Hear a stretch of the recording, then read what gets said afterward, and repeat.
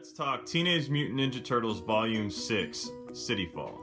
So just so you guys are aware, this is continuing my series reviewing all the Ninja Turtle trade paperbacks or volumes from 1 to the current timeline. I think right now they're somewhere in the mid-70s. So if you haven't seen those previous videos, this could spoil or ruin some of the story arcs leading up to this point. So please go check out those videos if you haven't done so already. Okay, so welcome back. First thing we're gonna do here is just jump into the different collected edition. This is collected 3 different ways. You have your standard trade paperback, you have the IDW hardcover collection volume 3, and you have the single issue. This arc is actually broken up into 2 different trades, so I'm going to give you the first half of the single issues, and then the next video I'll give you the second half. So let's get into recommended reading order. Start off with issue 21. This issue is kind of a one-shot. Kevin Eastman does all the art in there. It's not really important. It is in the ongoing story. It is part of the ongoing narrative. Then we go into issue 22, the Old Hob one-shot, issue 23, issue 24, the Alloplex one-shot, and we finish up with the Karai one-shot. Real quick, my favorite variant covers for this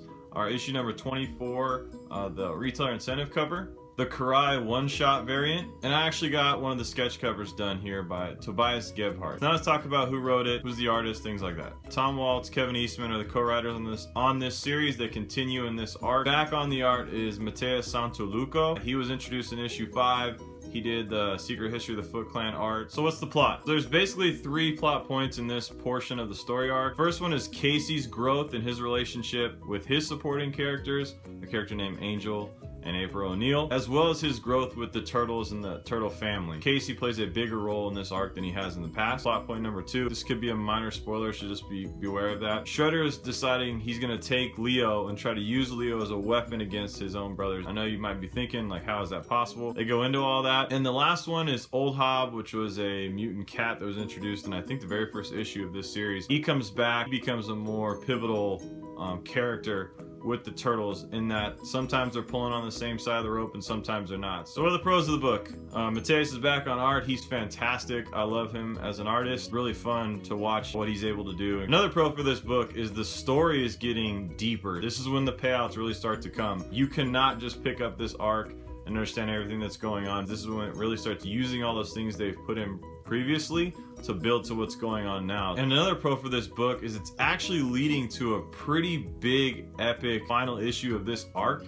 On the first half, they're really developing it, playing that line of like, okay, what's really gonna happen here? So what are the cons of this book? As always, the Ninja Turtle comic is super word heavy. There's a lot of exposition, a lot of words here. I think the transitions are great. I enjoy it, but it's not something you're gonna fly through. This has never been a series that you're gonna read quickly. There are a ton of characters. Are they good? Are they bad? Are they friend? Are they foe? Are they trustworthy? If you haven't been following the Turtles to this point, it could get really, really confusing. The one-shots would help you understand that. Really, it's gonna be, have you read all the issues leading up to this point? And because of that, I would say that it's not very new reader friendly. If you haven't read the Turtles, this is actually where I started, and it was really confusing. I had to go backwards and then kind of build the story and reread this again. I think you can do it.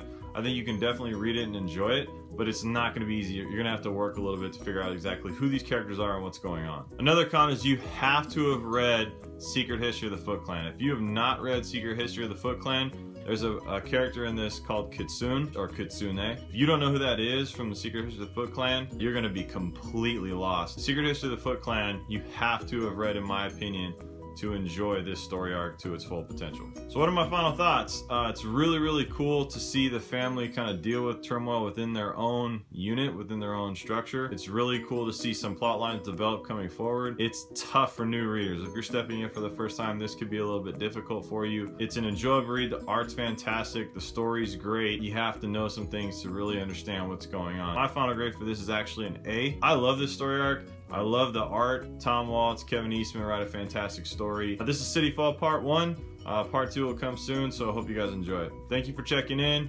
If you've read this arc, what did you think? Go ahead and comment below. This is actually one of the highest rated story arcs for the Ninja Turtles in their entire run so far. So please check it out. If you read it and you're a little confused, send me a question in the comments. I'm happy to talk Turtles and just hopefully explain some things that are going on. If you really didn't like it, what is it that you didn't like about it? So thanks for watching, guys. I appreciate it. More videos coming soon. Have a good one.